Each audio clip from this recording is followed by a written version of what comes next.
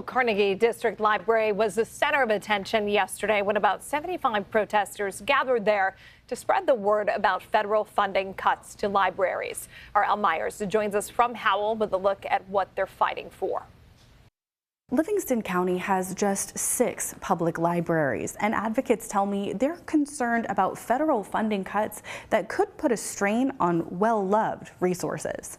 Judy Dobbenmeyer, who attended and helped to organize the protest over the weekend, tells me she feels that libraries are essential for democracy. Democracy is supported by things like libraries. Libraries are really one of the pillars of democracy. I reached out to the Livingston County Republican Party for comment about the demonstration, but did not hear back on Monday.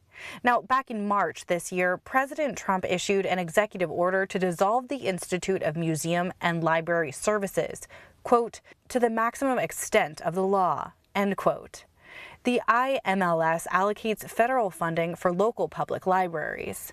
Every penny matters. So to say, hey, come up with $1,000 and pay for these resources, that might be their entire book budget for a year. For the moment, the effort to gut the IMLS is on pause after a federal judge granted a restraining order in early May.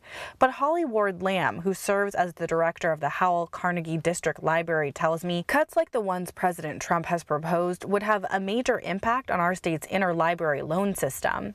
Libraries are all about resource sharing, whether it's very much at the community level and the idea of we have all of these amazing things available, books, audios, materials, library of things, but it's all about sharing those resources with our community. She tells me here in Livingston County, library users borrowed more than 19,000 books, e-readers, audio, and other library materials last year through the Interlibrary Loan Program. So that's 19,000 books or audios or DVDs that would not be available for our patrons. Riley tells me things like public school field trips to local libraries could probably still function, at least for a while, depending on the cuts. But those losses would strain other programs.